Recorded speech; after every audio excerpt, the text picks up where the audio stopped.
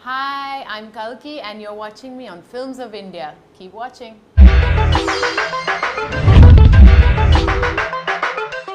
It could have been very difficult for her and she could have been like, no, I don't want you to observe me like some experiment. Right. But she was really open and we are friends now. We're still, we hang out. It's almost like if someone is holding your tongue and you try to talk, try to talk with your tongue. I get media people saying, you tell me one thing I can write about your personal life. You tell me. Hi everyone, I'm here with Kalki Koechlin and that's how apparently you pronounce her surname. So Congratulations for pronouncing my thank surname. you. I think I'm one of the few people, right? Very few people. So welcome to the show first of all. Thank you. And yes, that is how you pronounce her surname. Koechla. Yeah. Koechlin, and not Koechlin. Not Koechlin. Not Koechlin. So now jumping straight into the questions round. Why is it that Kalki basically chooses movies that are very dark in nature? Not always dark in nature. I do a film like Ye Jawani Hai Diwani or Zindagi Na Milegi Dobara, which are not dark films. Right. I think I'm associated with that because the first film I did was Devdi, so immediately people think, acha, ye dark film karegi. So people stereotype you immediately according to what they see you in. Right. But and I think an actor's job is to be versatile and is to push those and break those stereotypes. So I am consciously also trying to do that. I do like a good script, and it doesn't matter to me if it's dark or if it's comedy.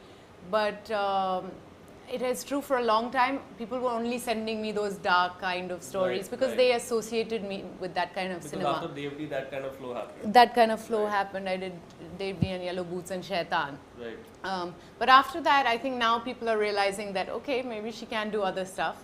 And, so I had Happy Endings, Zindagi Na Milegi Dobara, and Ye Jawani Hai Diwani, which are much more bubbly characters. Right.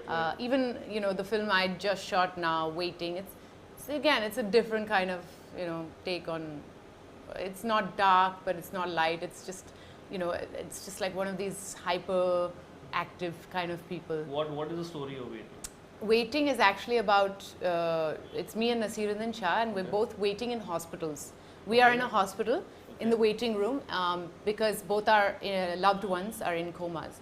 So, but the film is not really about comas. It's about this conversation that these two people who are all, every day you come to the hospital and you wait, and you keep waiting, and every day you go and get this test done, that test, and then in that routine they meet and they start joking about life, and it becomes about two people who are stuck in the same situation and getting to know each other. So it's like a quirky drama, it's so I think, again, that character is not dark per se, but it's again, But at least it's not mainstream Bollywood. As in, you get a chance to show your acting I prowess. do, but absolutely. I mean, but even mainstream Bollywood, like,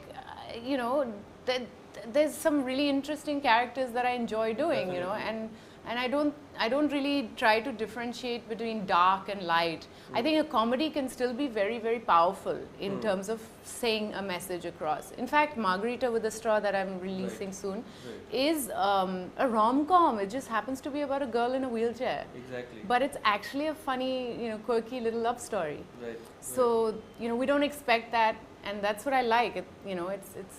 It's taking some unusual subject that we don't usually talk about and treating it in a very day-to-day manner. Yeah. Right. So talking about Margherita with a Straw, you're playing a person who has cerebral palsy. How did you prepare for that role? I prepared a lot. I was very nervous about getting it right because obviously, it's you're basing it on somebody's life, and it was based on my director's cousin's life. So her name is Malini Chib. And she has CP, cerebral palsy, and she's grown up, my director has grown up with her, so she knows her very closely. So, when you're basing it on someone, and you need to be very accurate in what you're portraying. So I spent a lot of time with Malini. I got to know her really well. She was amazing in terms of she just let me into her life, She knew I was doing this film, so it could have been very difficult for her, and she could have been like, no, I don't want you to observe me like some experiment. Right. But she was really open, and we are friends now. We're still, we hang out even though we finished this film 2 years ago. And So I followed her around in her daily life, in her work, at home, how we went out drinking together, we went to Wow. watch a movie together. So I really got to see how people interact with people who have a disability. Exactly. Usually we're so unaware and so uneducated. And we don't know how to treat people who are disabled. You know, Exactly. we feel don't really know how awkward. to behave with them. Exactly. Yeah. So she's always finding a way to crack a joke or make the tension less, you know, so that people feel like, oh, okay, I can relax around her. Right, And we also don't associate people with disability to go out drinking or, you know, partying. Drinking, movies, enjoying themselves. Exactly. basically, yeah. So, you know, this was like, you know, just seeing Malini sort of enjoy life and, you know, going out and having fun. So, all of this is part of the journey of Laila in the film. And so the preparation we did, apart from me just plain observing her, was also working with her physiotherapist and her speech therapist. Okay. Because, you know, trying to understand how the muscles work and how the speech pattern works. So getting into the nitty-gritties. Yeah, literally like sitting with the script and going through which letters would be pronounced how, you know, like T is very difficult for someone with CP to pronounce because T, the tongue goes back a lot. So it needs a lot of work on the tongue, and the tongue is weak of someone who has CP. So they would say T. So you would say beautiful instead of beautiful. You know, Because that's the way their it's just tongue easier would for them function, because yeah. their tongue is not able to be as sort of you know, strong as a normal tongue. So Right. it's almost like if someone is holding your tongue and you try to talk, try to talk with your tongue. And that's why many of them, when they talk, Have- it's really not that clear. It's also not at clear, times, yeah. exactly. And Malini, it took me a long time to get used to her. In the beginning, she used to use her keyboard to communicate with me. Now I understand and we can have a conversation. Yeah, you know exactly what she's Yeah, saying. Yeah. but in the beginning it was hard. So it's the same with Laila. You get used to it in the film. In the beginning you're a bit like, you know, because we've subtitled her lines. So we've subtitled her We lines. have to because Okay. it's hard to understand. But then Okay. after a while you stop reading, so you start understanding her. Right, so like 20-25 minutes into the movie, people would really Would start- understand yeah, what the person is yeah, saying. yeah. Right, right. Even though, I mean, the subtitles are there, so you will understand anyway. But yeah. So yeah, it's been a really long journey. About 6 months of prep and then 3 months of shoot, 2.5 months of shoot. Okay, so the shoot got over in 2.5 Yeah, months. the shoot, you know, it's a small budget film, so Right, it was like intense shooting for 2.5 months. But Right. the prep before was a lot. Fair enough, fair enough. Yeah. Fair enough. And moving back to Bollywood, one of your future movies we've just heard right now is going to be about this infamous Nanavati case.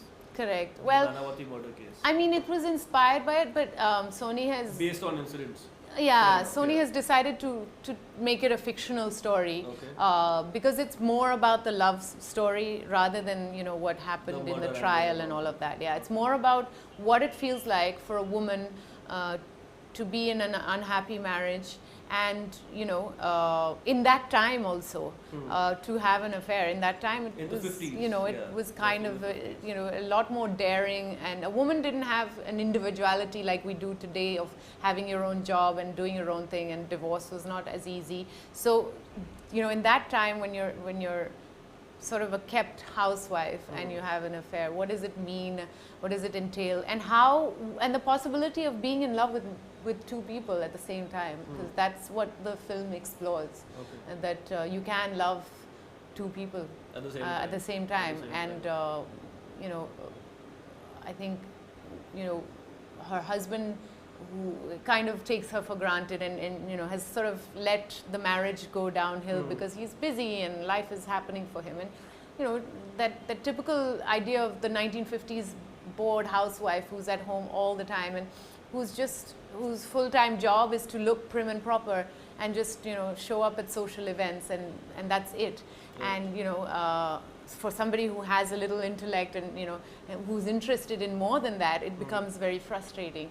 And that idea of liberty and all of that. So it's a very interesting, complex script. Right. Very exciting to work on, yeah. Nice, nice. And one very important question, being a Bollywood actress, being a celebrity, there is, and since the media channels have increased, the newspapers have increased, the tabloids have increased, the magazines have increased, there is a lot of scrutiny over your personal life. Yeah. who Kalki is dating, who Kalki is going around with, who Kalki is stepping out for coffee with. You'll go out with a friend and they'll say that he's the boyfriend the next day. You wake up in the morning, you read the newspaper and you're like, what the hell? How do you deal with that? I have started Using it as toilet paper. I have started ignoring. I don't read tabloids anymore. Okay. Because for this reason, because it's they need new news every day, and you can't create. Most of us are not having that dramatic lives that we have something new to tell every day. Right. So there, I get media people saying, you tell me one thing I can write about your personal life. You tell me. Which you shampoo tell you use? Which just shampoo tell you us use? something you do so that I can write about it.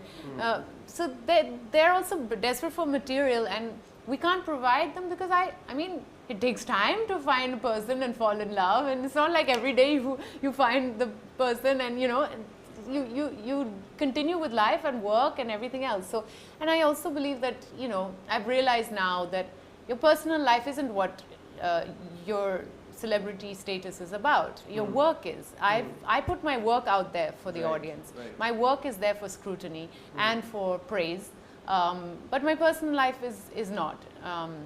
So now I've become a lot more restrictive and sort of just shut down on the personal questions, because it never ends if you open up that page. But do you think it's been taken for granted that a celebrity's personal life is fodder for the masses?